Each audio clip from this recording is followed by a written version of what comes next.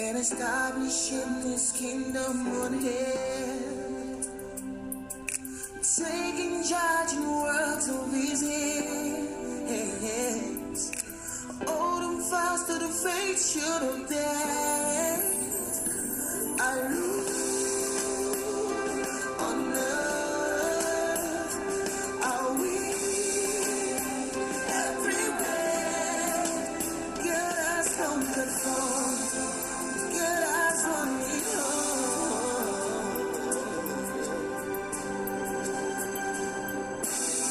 You're listening to Dominant Voice by Pastor Lanre, Ajanaku.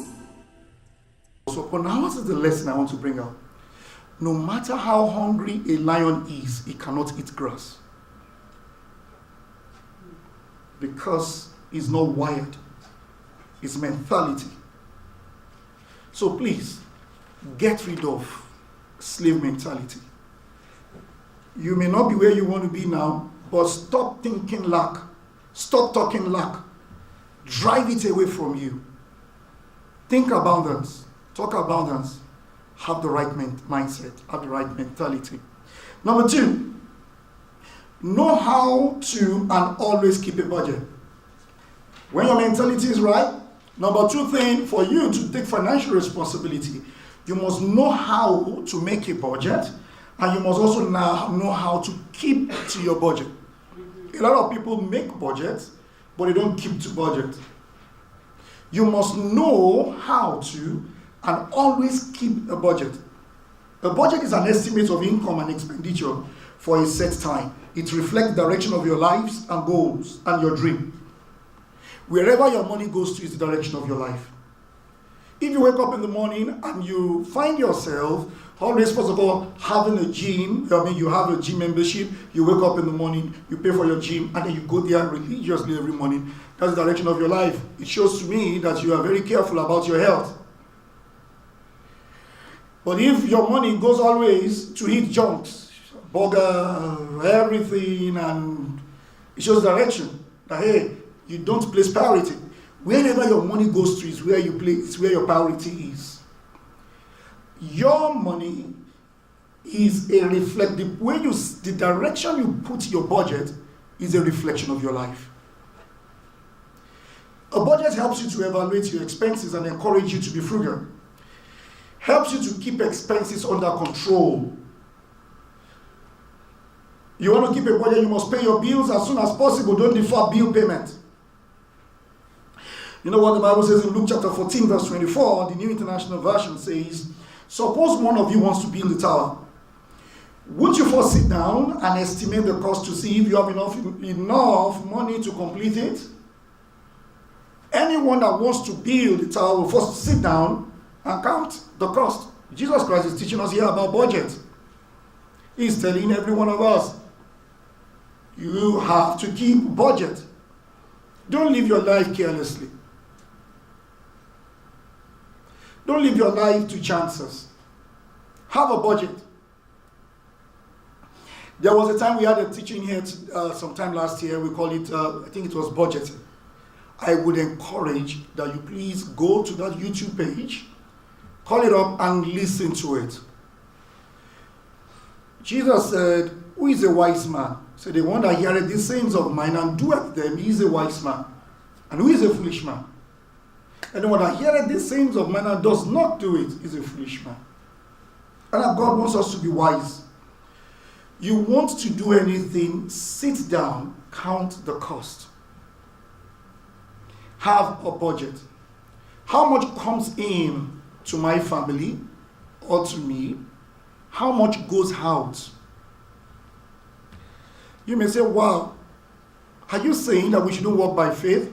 I would say, why don't you walk by faith to have surplus before, instead of having faith to come out of deficit? Have a budget. For the fact that you like that thing is not a reason for you to buy it. You must have a budget.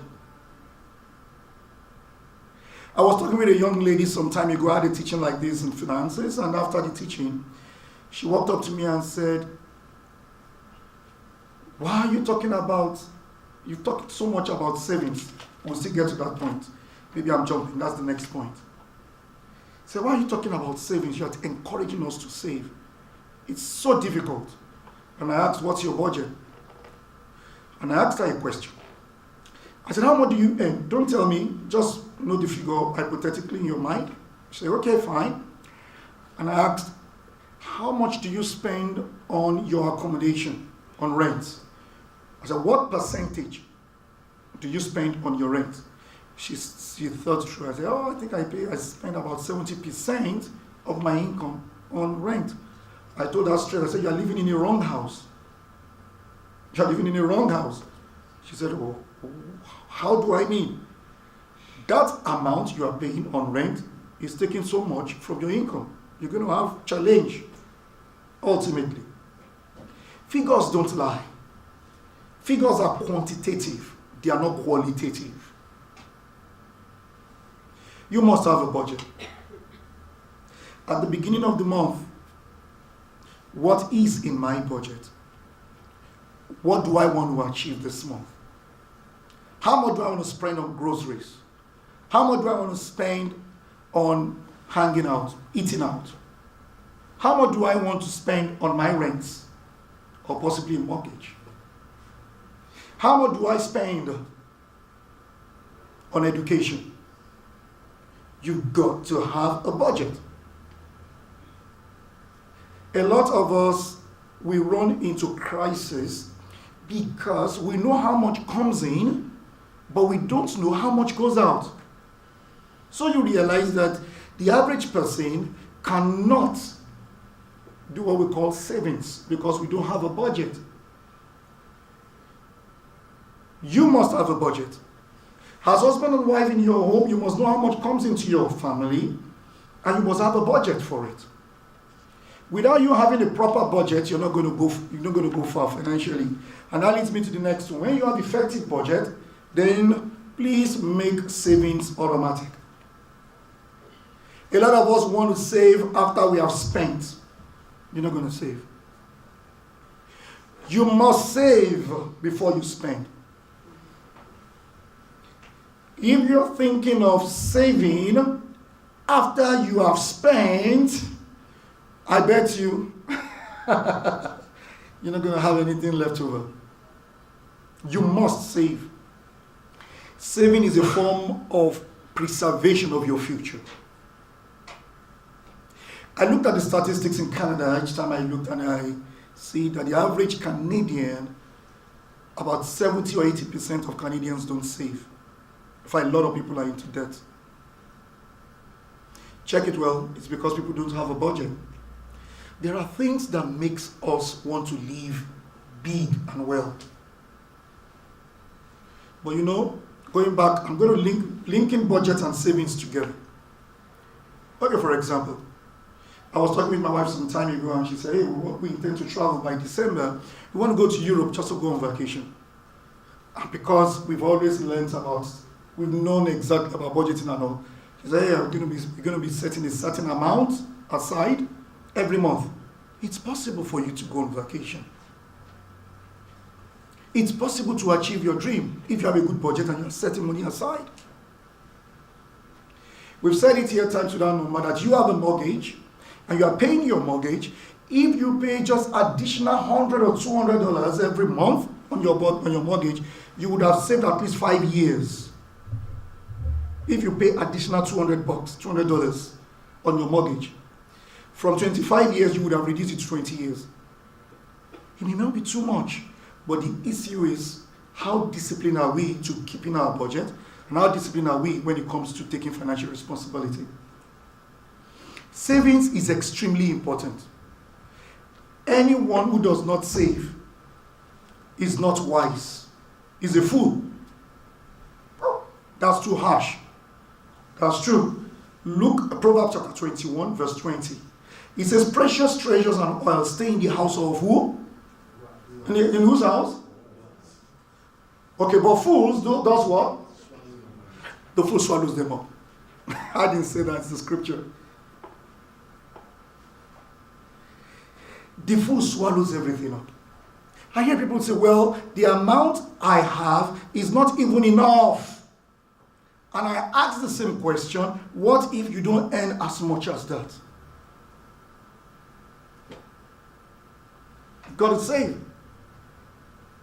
No matter how difficult it is, you've got to save. Even if you are earning so little, now let me tell you, even if you save just a little, it may just be as much as $50. That amount may look very small and inconsequential. However, you are not only thinking of savings, you are learning a habit.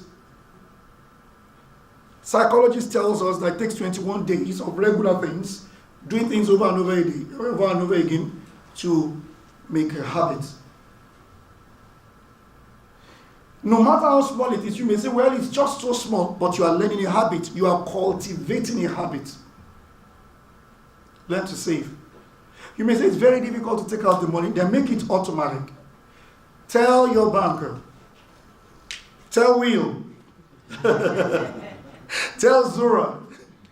Tell them, please put a direct debit on my account every other 2 weeks when you earn your income. Don't just tell me, just yank it off and put it somewhere. So when it's off, you know it's off. Then you can budget with the remaining. When you don't save, you are living your life very loose.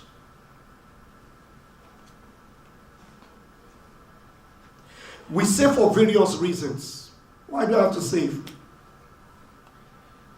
In economics, I'm being taught that we save for speculative reasons, for precautionary reasons, for transactional reasons. Speculative reasons. Why do we save? Yes, to speculate. Now listen to me carefully. God will always bless his children. But you know the way God blesses us? He gives us opportunity. Possibly, for example, you've been saving and you have this money stocked up for speculative reason. Somebody wakes up and says, I want to relocate out of Edmonton. I want to sell my car, but I need the money desperately. And possibly the car, worth about 20 grand, 20,000. Says, look, I just want to throw it out. I say, well, nobody's going to buy it from you now. If you sell it to me for 8,000, I have only 8,000. Can you say, oh, 8,000, bring it, let me just get out. You're able to edge, to speculate, because you already have it. That's the way God blesses his children. He creates avenues for you, but you must have the material to be able to take advantage of such advantages when it comes. And that material is saving. I tell people, I say, savings does not make you rich. It's just a material that makes you, that you need to use. Saving does not make you rich. It's what you do with the savings. You could save and save, but that saving must be translated to something else, to investment. If you save from January to December, and in December you take all the savings, and you go on wild goose spray, have you saved? No, you've only deferred your payment. You've only deferred your spending. So saving is an instrument to expound. I know a lot of ladies, a lot of women love to save. Yeah. Savings to a woman is security. You know, when you just look at it, oh, I have $60,000 saved over the years. To look into their bank accounts and you just see them smile. When you see money makes women happy. You want to try it? Give your wife a lot of money. You will see her smile and give you a hug. Go try it. Does money make men happy? Talk about, does money make men happy? If you think that money does not make you happy, I tell you, money makes even men happy. But I think money makes women happier. Yeah, somebody said it's true. Is that your wife saying it's true? You know, speculative more reasons. Somebody wants to sell a business, he wants to quickly go out, you can buy up that business when you already have money. Even when you don't have all that money to buy up that business, you can approach a bank and say, hey, I'm going to put this as my contribution. Can you augment with this? And then you buy it up. But when you have nothing saved, oh, you are stranded. You must save. We also save for precautionary motives, precautionary reasons. That is things that have to do with things that are unexpected. come up. Yeah, you save for such reasons. Transactionary reasons also. You want to buy, sell, you need savings. And most importantly, you have to save for your retirement. Retirement is something a lot of people don't wake up to so quickly, but they wake up to it at a later time in their life, and by that time it's already becoming late. You know, when I was starting to work, someone told me, he said the best time to start preparing for your retirement is from the very first day you start work. Start putting money aside. That's the very day you start planning for your retirement. Don't continue to play around with your money. Be financially responsible.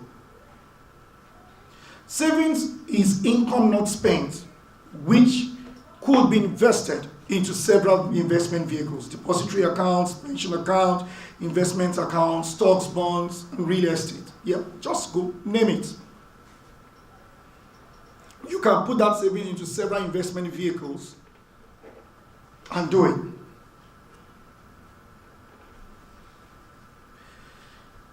Luke chapter 15 verse 13, recall of a young man that woke up one day and said, "Hey Dad, you have refused to die. And since I cannot inherit you when you are alive, I want you to give me my inheritance. I want you to give me my inheritance so that I can go." And the dad happened to be a very smart dad. You know why I said he's smart? If you refuse to give that guy his inheritance, he may kill him. The dad knows, hey, I don't want to die. The way this guy is so desperate, the only condition for him inheriting me is for me to be dead. And he said, give me my inheritance now when you are alive. The dad is very smart. So I'm going to give you inheritance so that you can go. And then he says in Luke 15:13, he says, not long after that, the younger son got together all he had, set up for a distant country, and there squandered his wealth on wild living. He squandered his wealth. That is the opposite of savings. When you squander the wealth. He took all the things his father gave to him, went to a very far country, he blew it, spent it all. And having spent it all, we all know the end of the story of the prodigal son. He came back to his father asking for forgiveness. Said, look, at a point he could not even get food to eat. He was eating pig's food. And that's what happens. Now listen to me carefully. Whether you're a Christian or whosoever you are, you may be a child of God. If you are not responsible for your finances, you can die in debt. You can eat pig's food. Do you know the story of that prophet who died? And the wife came to Elijah and said, your servant, your friend, died. But he died in debt.